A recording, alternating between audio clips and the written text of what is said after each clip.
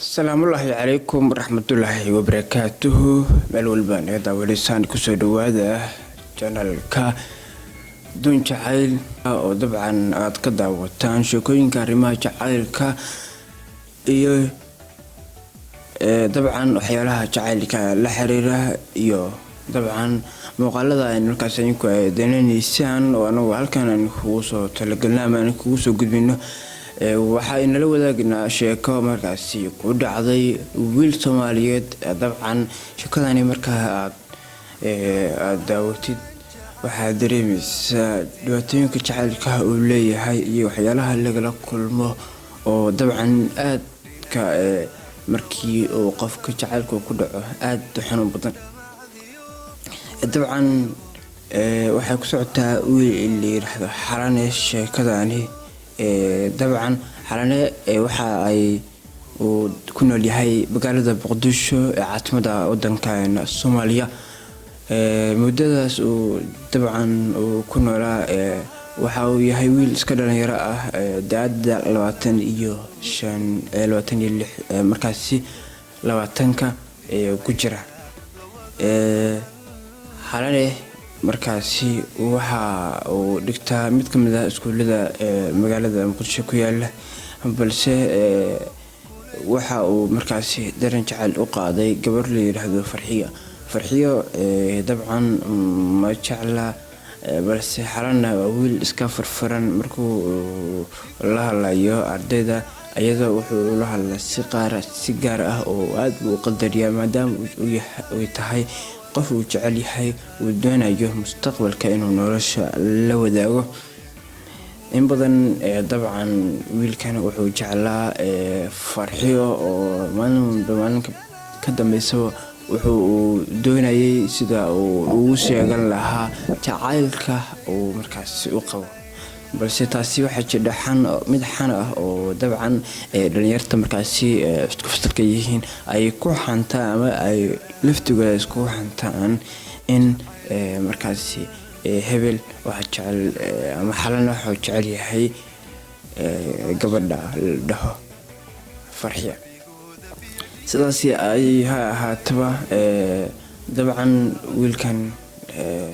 uu qadarin jiray balse ayadu maysan ogeyn inuu jecel yahay jacaylkuna uu yahay wax xanuun badan oo dhib badan sidaas ha ahaatee intaasi kuma koobnaay sheekadii way sii socotay maalmaha ka mid ah ayaa waxaa la soo gaaray waqtigii break ardadii iska bareeyay doonatay balse kaligeed ayaa ku soo hadhay halkaasi marka xalana oo jooga koobtii waxa uu u arkayay in Chinese kan uu yahay mid laba maarmaan ah oo hadduu iska faa'iideysan uusan mar dambe aan laga yaabin inuu helo Chinese kan la mid ah sidaas oo ahaataba waxa dhacday in markaasi ay u soo bandhigto jacaylkii balse asaga inta uu dabcan uu isku dayay uu jacayl ku soo bandhigto markuu uu saas dabcan uu sheego ayaa waxa la soo kulmay ardadii break ka soo noqotay yaa asaga markaasi afka wada ka soo qaaday yiri waan ku jeclahay dabcan ayadu markaasi way jahanku leeyahay ama jacaylku wuxuu yahay si fiican oo ay soo dareensaneen balse dabcan waxay markii hore haystay xankii sheekadaha oo ayada qarkood ayada dhiftigooda uu soo gaaray in badan dhageedu ku soo noqday markaas ay tiri qiyaaliga yarkan ku sheegayo bal soo afjar ka baday dabcan lugta ka sibatay tiri markaasi ayay ku qabatay oo ku dhafatay ku raacday waxa soo baxay ardadii dabcan asaga gacan uma soo qaadin wuxuu tahay qof uu markaasi uu jecel yahay oo doonayo in mustaqbalka la wadaago sidaasoo ay tahay ma aysan ahayn dabcan ayadu mid fahamsan jacaylkan uu qabo xanuunka uu leeyahay inta uu leeyahay. sidaas ha ahaatee dabcan maalintaasi uu jacaylka uu badhigtay xalane waxay u ahayd maalin murugo badan maadaama uu filayay farxad iyo soo dhaweyn balse loogu bedelay jirdil iyo dabcan jacaylkii uu sheegtay dabcan in si kaleba loo fahmo. muddo dheer dabcan uu isku dayayay in uu gabadhani uu soo xirigeliyo balse ugu dambeyntii booskii uu farxaan ama aan raadi xalana uu markaasi uu doonaya inuu buuxiyo ama jacaylka uu qabo ama nolosha rabo inuu la wadaago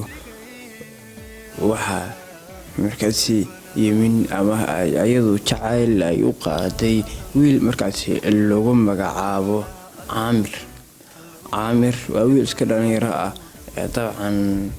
markaasi dhalinyarta aadka iskaga waxaysta ah balse dabcan jacayl ay u qaaday oo dabcan uu ka aqbalay way isguursadeen waxay dhashay hal daad ah. muddadaasi ay isqabeen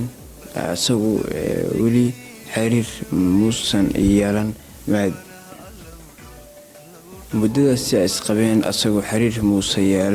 maadaama uu weli uusan kasoo kabsan jacaylka uu qaaday gabadha markaasi farxiya. dabcan markii ay wiilka ay u dhashay dabcan waqti badan kasoo wareegay waxaa dhacday in nolosha isku fahmi waayo oo dabcan halkaasi lagu kala tago oo muddadii badnaa lasoo jeclaa waqtiga badnaa waqtigii ay soo jecleed oo yaraahdo walaalay waxba iguma ka harin maantay waxaan rabaa inaan kala tagno wejigaaga ma arki karo maanta laga bilaabo. halkaasi ayay ka aragtaa ama ka dareentay xanuunka uu leeyahay jacaylku dabcan sidaas ay tahay way kala tageen balse halkii waxaan ku sugayay xalane oo dabcan ahaa wiilkii shalay markuu jacaylka uu sheegtay la kulmay dhibaatooyinka badan xanuunka badnaa. sidaas ay tahay way isku soo noqotay gurigeeda ayay timin xalana oo markaasi waqti badan oo dabcan jacaylka la dhacaya isku dayday inay la xiriirto waxay raadisay lambarkiisa dawladna uu soo heshay wacday xalane ay waran sidaan fiicnaa walaalina kula sheekaysta rabaa arrimahaas in kale ayimo oo yimin dabcan horan ayo aqoon markaasi weyn isku lahayeen. dabcan waxaan ka raaligelinayaa dhibaatooyinka ani ahaan aan ku gaarsiiyey dabcan baladanka way jeclaan karaan balse dabcan ayadoo markaas waxay ku tali jidhaa sida ay wiilkani jacaylka usoo badhigtay ay uga rumayn lahayd oo noloshii dabcan intaasi murugada ahayd ay uga saari lahayd.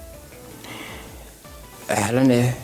dabcan maalintaasi waxay ahayd maalin ugu duwayn maalmihii hore waxa uu filan waa ku noqotay gabadhii intaasi badan uu soo raadinayay ka tagtay jacaylka uga dhaqaaqday in masalaha soo noqoto oo ay dhehayso walaalow anaa ka boqodaya wixii shalay dhacay maanta ayaan diyaar u ahay wax walba oo aan kugu sameeyay ama aan dhankayga ka tabanayso inaan kaa boqo dhiga kaa tiro. dabcan uu ka aqbalay waana uu soo dhaweeyay muuse saban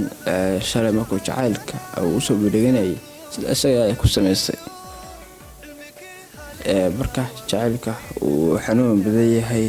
dabcan labadooda waxay noqdeen laba qof isjecel wixii shalay dhacana ama daraadba ay ka beegodhayday xalane dhibaatooyinka markaasi kasoo gaaray. qofka marka uu jacaylka uu qabsado ama dareen jacayl uu qof kale uu qaado way dhib badan tahay sida uu ugu sheegan lahaa sida dabcan sheekadan dhexdeeda aad kusoo aragteen daawadayaal sheekooyinkan iyo sheekooyin lamid ah oo dabcan qisooyin kala xanuun badan ayaan halkan kugu soo diyaarino aan kugu soo talagalnay midaan ka doonayna waxay tahay inaad qisada kugu dhacday ama adigu aad la yaabtay ama ku xanuun gelisay oo aad nafsadahantaada ku dhacday nala soo wadaag qaybta commentiga siina sheergaree muuqaalada si saaxiibada kale ay u sii gaaraan channelka dabcan subscribe gambaralka like intaas ayaan kusoo gabagabeynaynaa muuqaalkeena maanta anigoo maxamed Soomaali ayaan la socodsiinayay sidaas nabadgelyo.